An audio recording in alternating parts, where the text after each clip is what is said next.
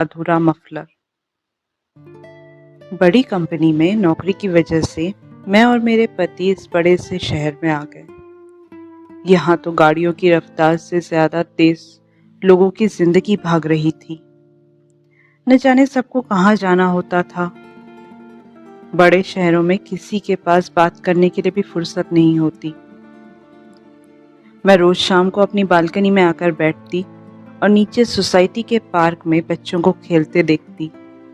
कभी कभी नजर दूसरी बिल्डिंग पर चली जाती। उस बिल्डिंग के एक घर पर हमेशा मेरी नजर जाकर रुक जाती। वहां एक बुजुर्ग दंपत्ति उजाले में भी लाइट चालू करके बैठते थे।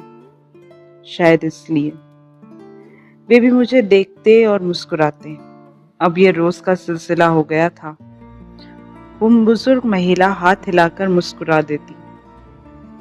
जवाब में मैं भी हाथ हिला देती। वहां बैठकर कुछ बुना करती थी शायद। दूर से मुझे दिखाती। मैं भी सुंदर है का इशारा कर देती। कई बार सोचा उनसे जाकर मिलूं, पर यह सोचकर अपने आप को रोक लेती। पता नहीं उन्हें अच्छा लगे या ना लगे। 2 दिन से उनकी बालकनी की न लाइट जली हुई दिखी, न वे दोनों बालकनी में नजर आए।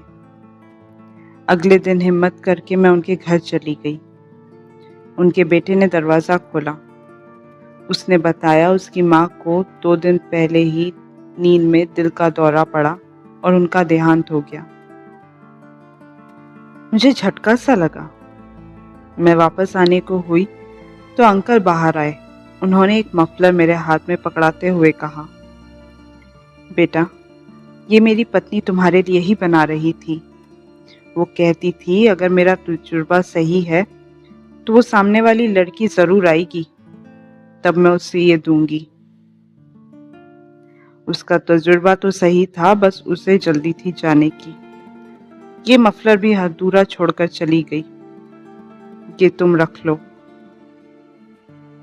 और वो अंदर चले गए। मेरे आंसू रुक नहीं रहे थे। मेरे मुंह से एक शब्द न निकला और वो अधूरा मफलर लेकर मैं आ गई। अब बालकनी में भी जाने का मन नहीं करता। ये कहानी इतनी ही। आप अभी सुन रहे थे लावण्या नायडू की आवाज में कहानी अधूरा मफलर।